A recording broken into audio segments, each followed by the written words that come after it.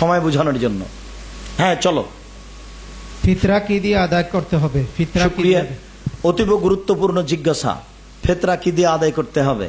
রাসূল সাল্লাল্লাহু আলাইহি সাল্লামের যুগে স্বর্ণ মুদ্রা, রূপা মুদ্রা ছিল। তিনি ফিতরার জন্য স্বর্ণ মুদ্রা, রূপা মুদ্রা ব্যবহার করেননি। মুদ্রা দিয়ে ফিতরা আদায় হবে না, টাকা দিয়ে ফিতরা আদায় হবে না, শস্য দিয়ে ফিতরা আদায় করতে হবে। সারা দুনিয়ার মানুষ যদি টাকা দিয়ে ফিতরা আদায় করে, সারা দুনিয়ার মানুষই গুনাহগার।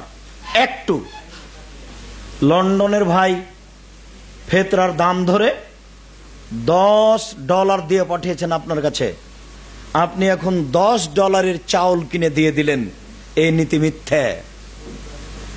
লন্ডনের ভাই আপনাকে ফিতরা দিতে বলেছেন আর $10 দিয়েছেন, আপনি মাথা পিছু 2.5 কেজি চাউল কিনেন, কেনার পরে যা টাকা থাকলো ওটা দান করে দেন, ওটা ফিতরা নয়।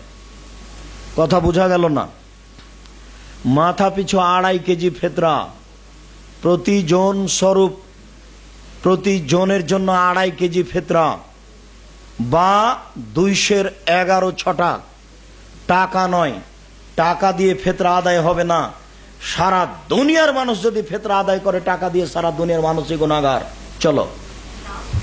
জামাত ত্যাগ করে লিখিত সারা দুনিয়ার মানুষ যেখানে যেটা খায় সে সেটা দিবে, চাউল দিবে, গম দিবে।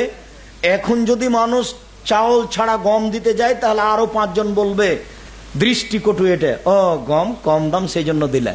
ওখানে যাবেন কেন? চাউল দেন, দিতে পারেন, ওইটা একেবারে ক্ষণস্থায়ী হয়। চাউল দেন, এটাই সবচেয়ে উত্তম। জামাত ত্যাগ করে একাকী